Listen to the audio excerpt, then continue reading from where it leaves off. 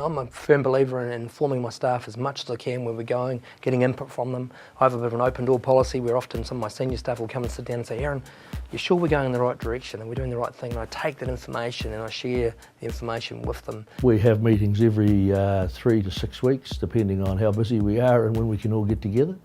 I have a great team of young people around me who are keen to know, so we tell them exactly where we are. We tell them what contracts we have. We don't take them for granted.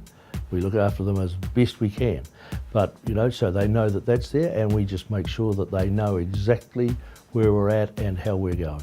We hold regular meetings at the yard, and I've got a whiteboard in our yard, and on a Friday we have what you would call a toolbox meeting.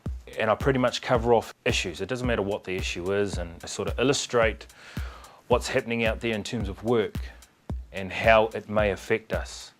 So there's no surprises for the staff, and I illustrate to the staff my determination to keep finding the work, to put bread and butter on their tables. So I have a commitment to the staff. That's part of the leadership role. You need to be out there telling the story, sharing the vision, re-energising people to keep them committed to the goal. People and staff strive to that, because they believe in where you're going, what you're doing, and how you're going to do it. You have to motivate your team, and we do that. We have to.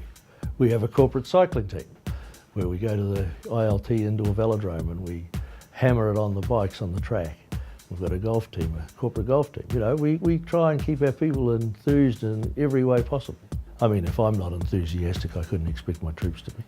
I mean, my people work really hard. They do, and some of them are in very isolated places, but I still need to be able to paint the picture for those people so that they remain focused every day. It's not that you're wanting to stand on a pedestal or anything else, but you're giving people confidence of how, and the vision of how you're going to get through it and deal with it. It's much more enjoyable to, rather than be the dictator, to be leading a troop of people or a team of guys that are on board the bus with you. I want to get their buy-in, I want their input, and sometimes at those meetings, some of the simplest things that come from the floor could develop into fantastic new ideas that create new business direction. And I want them to be involved. I don't want to be the kind of boss or leader that's saying, this is the way we're going, guys. And I'll say, this is the way I think we're going, but there'll always be pause with, now, what do you guys think about this? The other reality in a company like ours is that people's view of the company is their view of the person that they had the last interaction with. And so everybody up and down the organisation has to be on the top of their game as often as I can keep them there.